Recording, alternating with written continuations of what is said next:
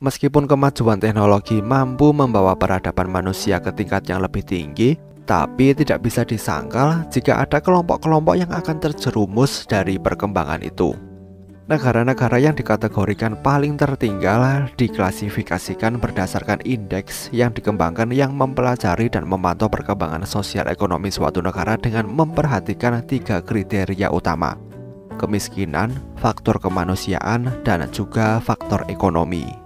Sampai saat ini, total ada 47 negara yang dikategorikan sebagai negara terbelakang. 9 diantaranya berada di benua Asia.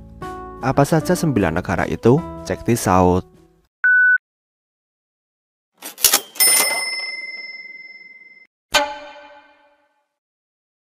Afghanistan bukan hanya salah satu negara paling terbelakang di dunia, tetapi di antara semua negara Asia.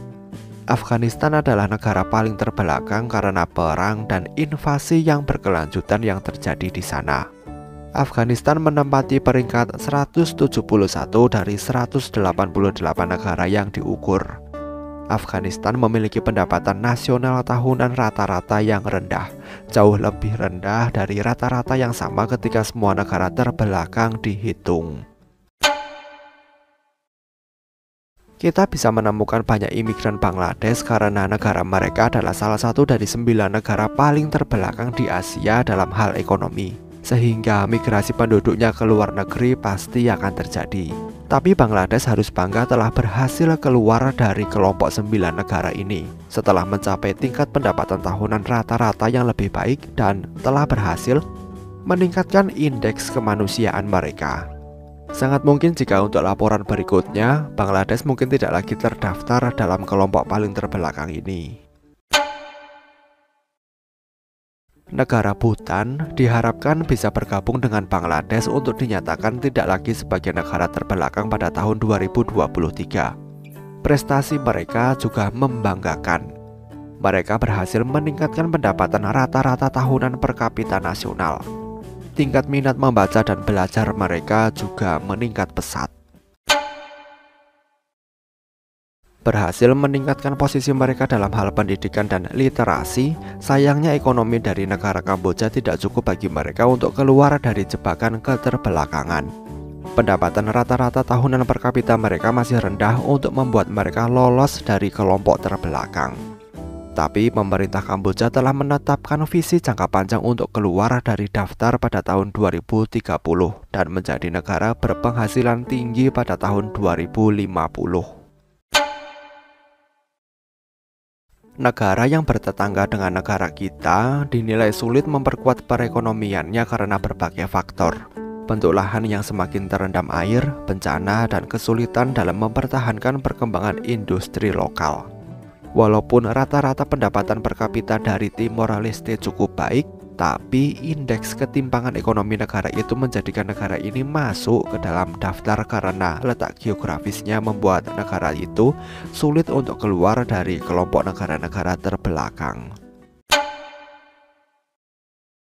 Negara Laos kemungkinan besar akan bergabung dengan Bangladesh dan Bhutan untuk mulai terdaftar dalam kelompok negara berkembang pada tahun 2023. Kemajuan yang dicapai oleh mereka dalam beberapa tahun terakhir, terutama dalam hal indeks kemanusiaan dan juga keseimbangan ekonomi cukup pesat, terutama dalam 15 tahun terakhir.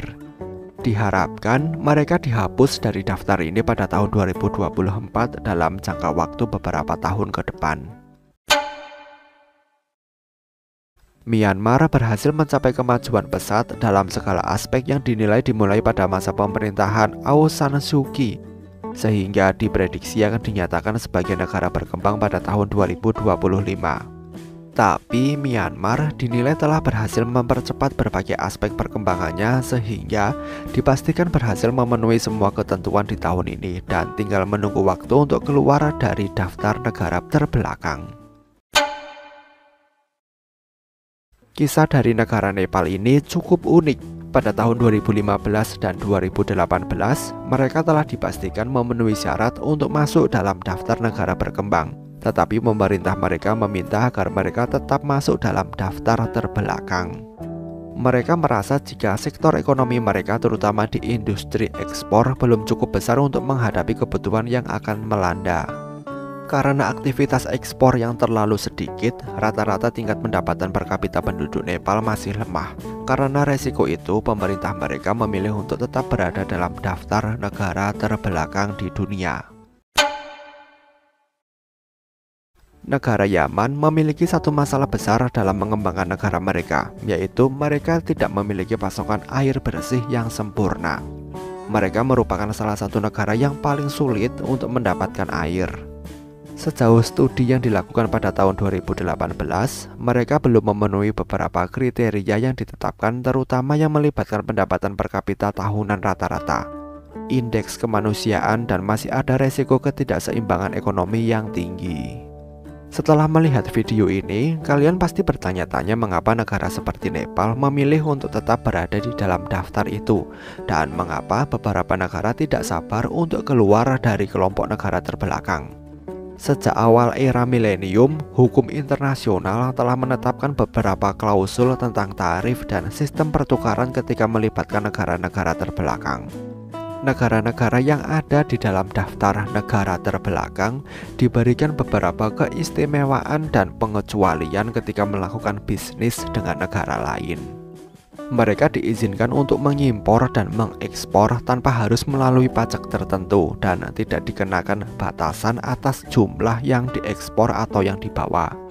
Setiap negara pada gilirannya menempatkan manfaat yang berbeda untuk mereka. Misalnya Uni Eropa memberikan tarif 0% dalam transaksi dengan mereka secara umum.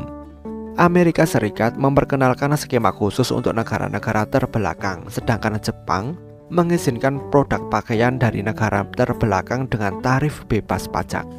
Jika negara dengan status terbelakang dihapus dari daftar, mereka secara otomatis akan kehilangan kualifikasi dan hak istimewa ini. Sebaliknya, mereka harus bersaing dengan negara berkembang dalam urusan ekspor dan impor mereka. Untuk itu, ada negara yang sengaja memilih untuk tetap tergolong negara terbelakang karena mereka tahu perekonomiannya masih belum cukup untuk berdiri sendiri. Bagaimana menurut kalian? Sampaikan pendapat kalian di kolom komentar. Jika kalian menyukai video ini, silahkan tinggalkan like. Terima kasih telah menonton video ini dan sampai jumpa di next video.